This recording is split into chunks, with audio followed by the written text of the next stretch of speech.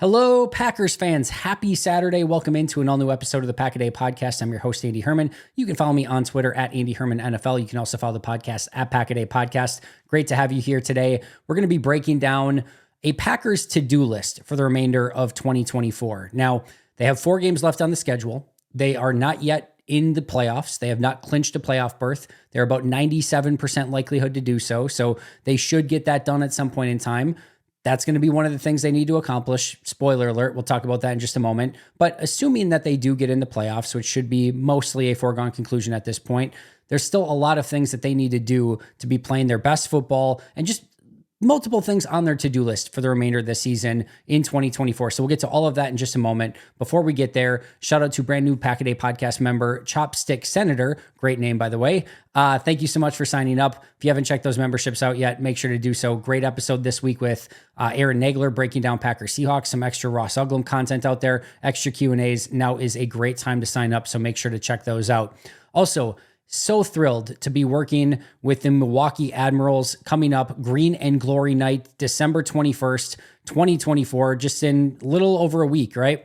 Special guests will include George Kuntz, Ed West, and Robert Brooks, former Packers, meet and greet available. You can ask them questions. I'll also be hosting a live Packers Q&A prior to the game. You can get in for under $20. I'll have a link in the show description below. It is going to be a massively fun night, talking all things Packers, checking out an unbelievable hockey game, and then rumor has it I might be a human hockey puck for that game as well. So like I said, should be a very, very fun night. Hope to see you guys there. And yes, I know what you're thinking. Andy, will you sign? I'll sign any autographs. I'm just kidding. It'll be a fun night though. Make sure to check it out. All right. Odell Beckham was released on Friday. That was kind of an interesting piece of news. And the answer is no. The answer is no. That's all I need to say about that. There's no room for him on the roster. He's not a appreciatively better wide receiver than pretty much anything that they have. His best days are behind him. Doesn't make sense, not a fit. Maybe he can be that last piece for the New York Jets. There's just that final piece that can get them maybe 1 or 2 wins before the end of the season, but no interest in Green Bay for Odell Beckham at this point in time. I'm recording this at about noon on Friday, full transparency. So I have not seen a full injury report yet, but we did just get news that the 2 players that did not practice were Javon Bullard and Jair Alexander. I'm not going to break it down much further than that because we have not heard if this was a setback, if this was a planned day off, if this was a personal absence. As of right now, as recording this, I don't know the rest. So I will get to that on Sunday's episode as we get to our pregame show, break down the injury report, all the inactives and everything like that. So you will probably know more than I do as you're listening to this about what is going on with Jair Alexander. But obviously that is a key piece of information as to whether or not he's going to be able to play in this game against Seattle. And it would be a huge bummer if he cannot play. Now, today's show is presented by Habish, and Rotier. Just like the Packers have an elite injury recovery team helping players safely find their way back to the field, if you are injured after an accident, you will also need a team of qualified and experienced personal injury attorneys to champion your cause. The attorneys at Habish are always here for you, and with a national reputation and compassionate hometown service, they'll work hard to get you the compensation that you deserve. When you call Habish, you will talk to a lawyer directly. It's easy. Their number is 800-242-2874 or 800-2HABISH. Of course, you can also visit their website at habish.com. Habish, and Rotier, national reputation, hometown service. And with that, let's get to our main topic for today, which is the Packers to-do list for the remainder of the season. There's 4 games left. They're about a 97% chance to make the playoffs, as mentioned. So what do they need to accomplish as these final 4 games wind down? And what do they have to accomplish over the next month or so that will set them up for future success? So let's start with the obvious. Number 1, very clear, shouldn't have any debate here. They actually have to clinch a wild card spot. That job is not yet done. Now, 97% chance, as I mentioned, they are overwhelmingly likely to get in at some point in time and clinch that playoff berth, but crazy things can happen. And what you don't want is all of a sudden some sort of downward spiral, lose to Seattle, get upset by the Saints, then lose to Minnesota, and all of a sudden going into your final week, you have to beat the Bears and you need help. Or even if you just have to beat the Bears, right? Like you don't want to go on like a 3-game losing streak, which would actually be a 4-game losing streak because you just lost to the Lions, and then like have to beat the Bears to get in at the end. Like you just don't want anything crazy like that. You don't want to set yourself up where you need any other results to get in the playoffs. Just take care of business. And that starts with Seattle this week. So job number 1, no question about it, get in the dance, get in the playoffs, clinch that playoff berth. Then you can sort of start talking a little bit more about, all right, what are some of the other things that you would like to do? But it is noteworthy that, again, Green Bay is very likely to get in, and there are some things that you still need to be doing between now and playoff time to get you ready to hopefully make that stretch run in January. So let's get into those. Number 2 on my list, after job number 1 on that to-do list of clinching a wild card spot. Number 2, fight for the highest seed possible. I don't buy into this of like, you know what, the difference between the 5 and the 6 isn't all that great. Or I've even, I know Justice was like, hey, if they're the 7th and they have to go against Philly, I'm not really worried about it. I'm not necessarily overly concerned about having to go to Philly. That's a tough game. I don't think that's an easy one, but you probably have to beat Philly on the way to the Super Bowl anyway. So it doesn't really concern me all that much. And maybe you go to Philly and then, who knows, right? Like, you don't know what the exact, flow of the playoff path is going to be. But to me, I would love to not have to face Philly in the opening round. I would love to have maybe potentially like Atlanta or Tampa Bay in that first round as the 5 seed. That sounds better than what could potentially be a Rams team that's peaking at the right time, or even a Seahawks team in Seattle where weird things always happen in Seattle. Like, I would love to avoid those as the number 6 seed. I would have loved, and we don't even know, by the way, like, that it's Philly. If you were the 7 seed, it's not impossible that Detroit could have a couple setbacks against Minnesota and Buffalo, and all of a sudden Minnesota, and maybe even just Buffalo, and maybe somehow Philly gets the 1 seed and Detroit gets the 2, and all of a sudden you're the 7 seed and you're going to Detroit in the wild card week. Like, that's not out of the realm of possibility either. So there are a lot of different things that could happen here where I think it is extremely advantageous to go for that number 5 spot. And, listen, there's no perfect scenario. We don't know what's going to happen. Maybe the 4 seed ends up being the Rams somehow. Like, I don't know how all of these different paths could take shape. And maybe you do have a really tough game as the 5 seed, but to me, it's worth fighting for. And the other thing I will lay out here, the NFC is so strong and also kind of so random that it's not completely unthinkable that if all of a sudden you get into a scenario where Green Bay is the 5, Minnesota is the 6, and Washington is the 7, that number 1, maybe Washington or Minnesota knock off a Detroit or a Philly, and you don't have to do the heavy lifting then. Or even a step further, it's not completely unfathomable, especially for a team like Minnesota and Green Bay, that Minnesota and Green Bay navigate their way through the wild card and divisional rounds. They both win 2 games in a row, and it's Minnesota and Green Bay in an NFC championship game. And then if Green Bay's the 5 and Minnesota's the 6, that Minnesota would go to Green Bay in that scenario. And Green Bay has the home game rather than you having to go to Minnesota. So I'm just saying, like, I would do everything that I can to get the best seed possible and to continue to win these games so that you are playing your best football, you have something to fight for, and you're not just sort of going on cruise control over these final 4 games. So I am dangling that carrot. I'm saying, let's go for the 5 seed. We can't get the 4, the 3, the 2, the 1. Those are out of question at this point, but we can sure as heck fight for the 5. And you know what? It seems like a whole heck of a lot better than the 7 at this point. So that's what I'm fighting for, as high of a seed that you can get. Go for it, go out and earn it, and take care of business that way. Number 3. Now we're going to get into more of like what they need to do on the field to start prepping and getting to where they need to go if they want to be a big time contender in January. You guys know this one. You probably know it before it's going to come out of my mouth. The number 1 thing that Green Bay needs to work on between now and the playoffs is the pass rush. Same thing we've been talking about forever.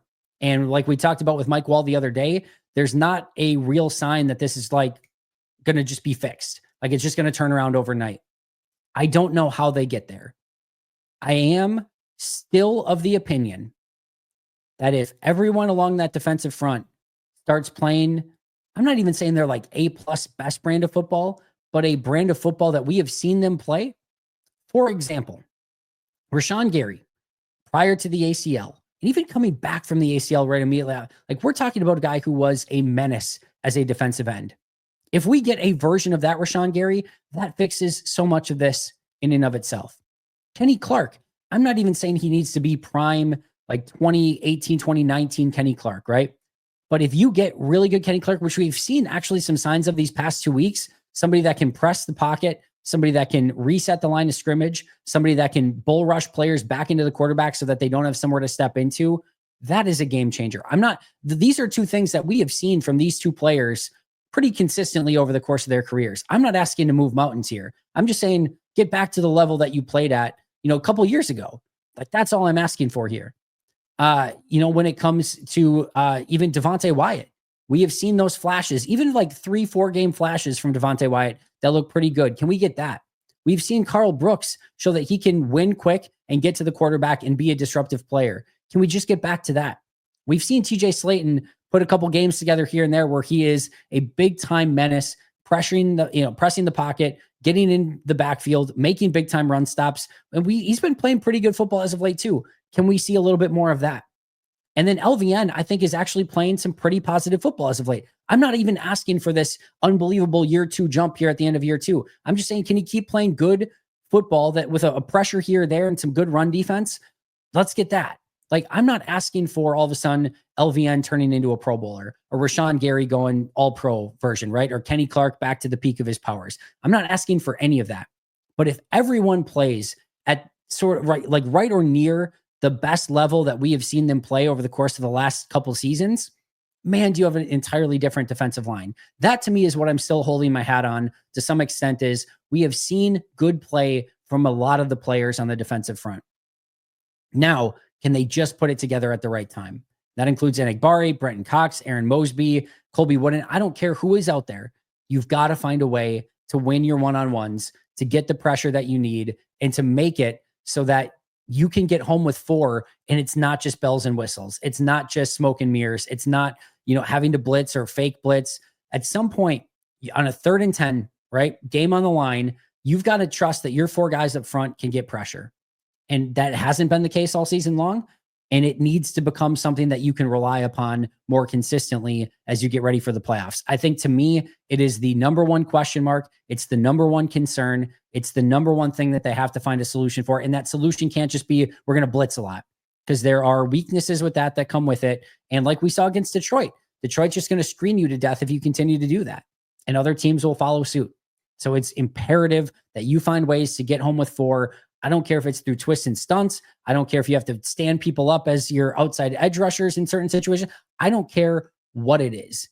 Figure it out. Find a way to make it work. Put the pressure on Jason Rebrovich and company to get those guys playing to the level that we know they can play at. But that is job number, after making the playoffs and trying to get the best seed as possible. If you really want to be successful come the postseason, this is the biggest thing that you need to do over the course of the next month. And by the way, sometimes it's not quite like turnovers, but sometimes this stuff can click into place and kind of come in bunches as well, where you're maybe struggling to get some pressures, and then all of a sudden you start having a game where you get 4 or 5 sacks, and then it can sometimes get a little bit contagious. So it's not completely out of the realm of possibility here, but that is something they're going to have to find a way to do a better job of. Number 4, figure out the right rotations and the right pieces on defense.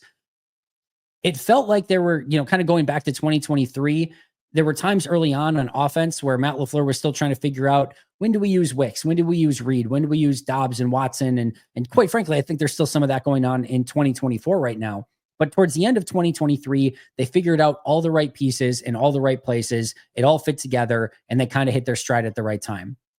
Jeff Hafley, I feel like, is kind of going through something similar, where they're going through all these different rotations and pieces and trying to kind of figure out what works, but they haven't exactly settled on something that is quite right yet. We know how I feel about Eric Stokes rotating in. I think that experiment needs to stop, but Matt LaFleur just said the other day it's not stopping. So here we are. To me, here's what it needs to look like.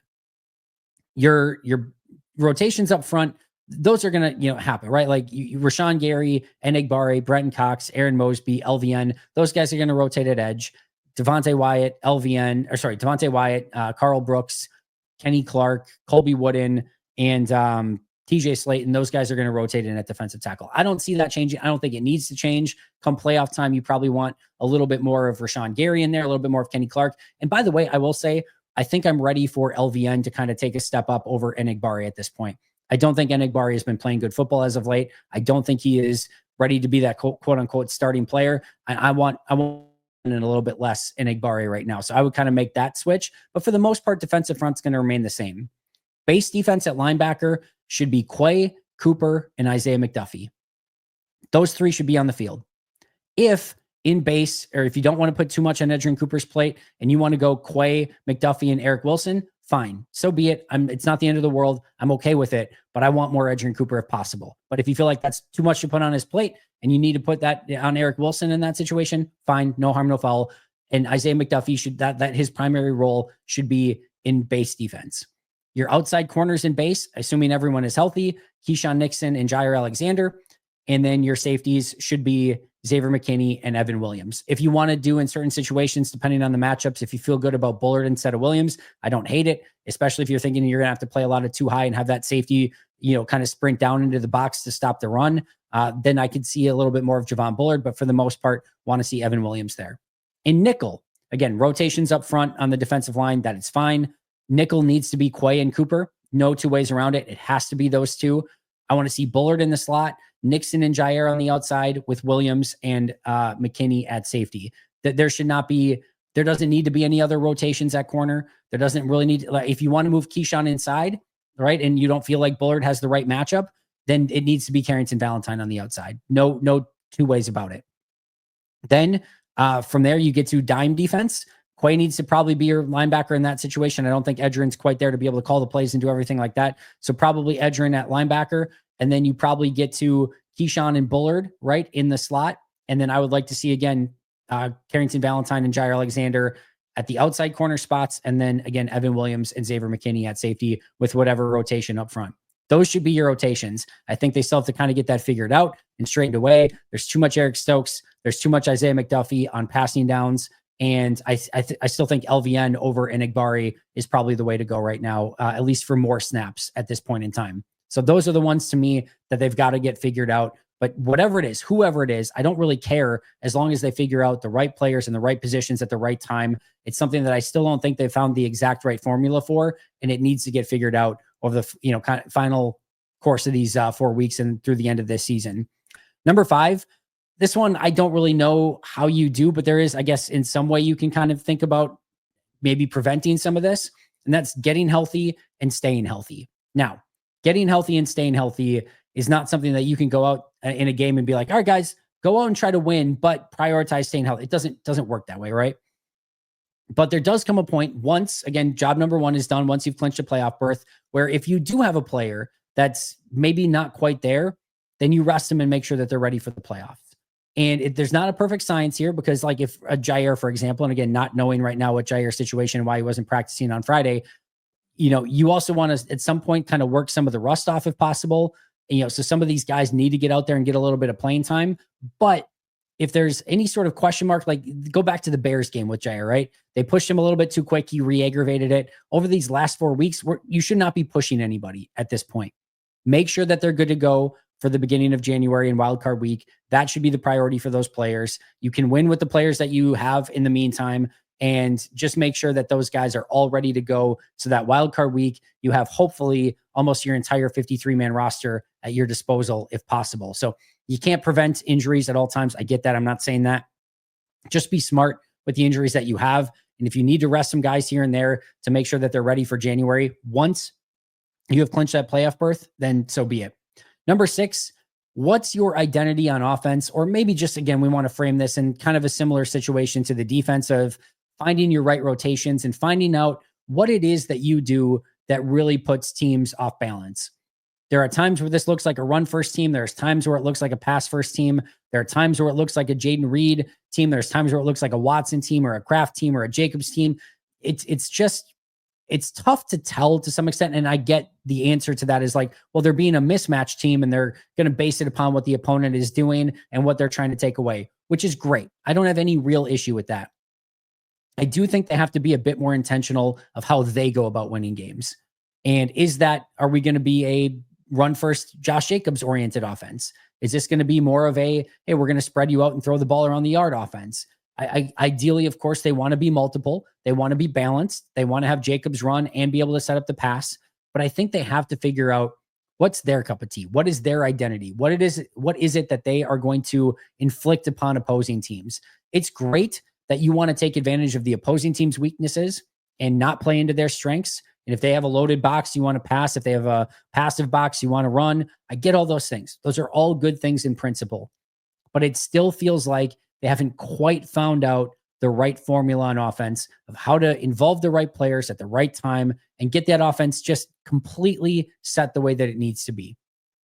Not far off. We're talking about a top offense. They score a ton of points. They are really, really good. We are definitely nitpicking to some extent here. I think where what we're really talking about here is I think we would all agree there is a level to this offense that they can get to that they haven't reached yet. And I just want to see them reach that level because if they do, look out. I think it is a incredibly scary offense to go against if this team hits its stride at the right time. I don't think there's a perfect answer for them. I don't think you can stop the run and stop all these weapons and get after Jordan Love. And like, there's just not a solution for it. You know, you talk sometimes about how it's really difficult to match up with some of these really good teams across. Green Bay is in that conversation that there's no perfect defense for it. And they should be at that level where it's like, I don't know how you go about stopping the Packers offense. And more often than not, who's the one that stops the Packers offense? The Packers, right? So find that rhythm, find that consistency, find that right formula, and find your identity to really figure out how you can reach the peak of your powers offensively. Going along with that, number 7, get that run game back on track. And more specifically, get the run blocking back on track. Josh Jacobs is playing great. Emmanuel Wilson, Chris Brooks are playing really well. I really like what the running backs are doing. The wide receivers are blocking well on the outside. I know you're seeing a little bit more of some stack boxes, but you've got to figure out a way. Go back to Malik Willis, starting at quarterback and the opposing teams knowing that you're going to run the ball. And what did you do? You ran the ball. You got to find a way to block things up better up front, be more consistent, and get Josh Jacobs some of those rushing lanes. Because when he gets them, is it fun to watch in the open field? He's doing spin moves and stiff arms and jukes and cuts, and he's making everyone miss. You can't tackle him right now. Instead of having him use all his superpowers to turn a negative 3-yard run into a 2-yard run, which is still great that he's being able to do so. It'd be really nice if he was using those same superpowers to turn a 5-yard run into a 25-yard run. That's what I want to see. When this run blocking is really looking great and they're opening those holes, man, this run offense can run for days. But when they're struggling and there's guys immediately in the backfield, like I said, Josh Jacobs is having to do a lot of heavy lifting for just a few yards on offense. So that's something the run game in total needs to improve upon. But Josh Jacobs looking great. Just get him a little bit more space, a little bit more room to operate, and he'll take care of the rest from there. Number 8, experiment a little bit. If you do clinch that playoff berth and there's a couple weeks left, I'd love to see a little bit of Tyron Hopper at linebacker in base defense. Let's just see. Who knows? Maybe he looks really great, and maybe that's a piece of the puzzle. Quite frankly, I would love to see Kitano Oladapo in some nickel defense as a nickel linebacker. But let's see what a safety does in that sort of role. And if he can give you a little bit better coverage in where is the trouble area, the middle of the field. Do I think either of those things are going to be the answer to any of the main problems that they have right now? I don't. Would I like to see it? Yeah. Let's see if it works. Let's see if it fails spectacularly. I don't care at that point. Experiment with some stuff. Maybe see if Javon Bullard can play a little bit more of that nickel linebacker role with Xavier McKinney, Evan Williams at safety, and maybe Nixon and Jair and Valentine on the outside. I'm not even really caring what you're experimenting with at this point. Maybe it's if Jordan Morgan gets back healthy, maybe you're experimenting with him a little bit on the offensive line.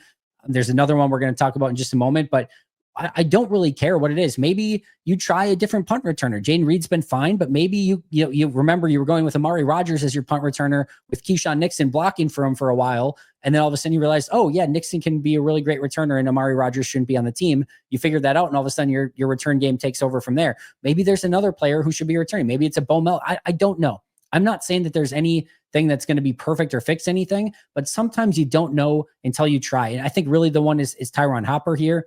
And just see what they can do. Just see if there's something that they can maybe add to this defense or to this team that you didn't know that you had and take advantage of it. And if it doesn't work, no harm, no foul. You weren't probably playing for much anyway in those games, and it probably didn't cost you anything significant. It doesn't have to be this long playing time. Just get Tyron Hopper, 5-10 snaps in base defense just to see what it looks like. Get him a little bit of playing time. Maybe it feels right. Maybe it doesn't. But if you don't experiment, how are you going to ever know? And I think sometimes those things are important just to check out, if for nothing else. Number 9, show you can win on the road. 2 big challenges coming up. Seattle this week, Minnesota in a couple weeks. 2 playoff caliber teams in very tough environments with a lot to play for in their environment. Show you can do it. You're going to have to do it 3 times in the playoffs. 3 consecutive times, win, win, win, if you want to get to the Super Bowl. I want to see it against Seattle or Minnesota. You didn't win against Philly in a neutral site. You didn't win against Detroit on the road. You've already lost to Minnesota at home, Detroit at home. You don't have that signature road win. You've got 2 opportunities coming up against Seattle and Minnesota. Show you can do it. Because I think there's going to, if Green Bay loses to Seattle and Minnesota and beats New Orleans and Chicago, gets in as the 6th seed or whatever, and has like against the good teams that they played, especially on the road, just can't pick up wins. I don't know how much confidence you're going to have going into those road games on the playoffs.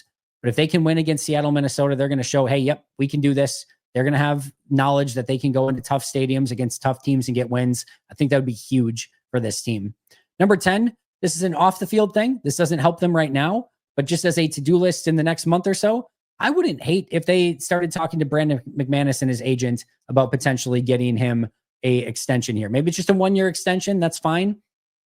It's been pretty darn good. And that's been a position that's been very hard to fill post Mason Crosby. I wouldn't hate. There's not a lot of other contracts to really work on at this point in time. There's really none. So you know what? Maybe call up Brandon McManus's agent and see if maybe you can get something figured out for 2025 to just fill in that spot and not have to have that be a worry going into the postseason. Number 11, if possible, if he's good enough to go, reintegrate Luke Musgrave into the offense.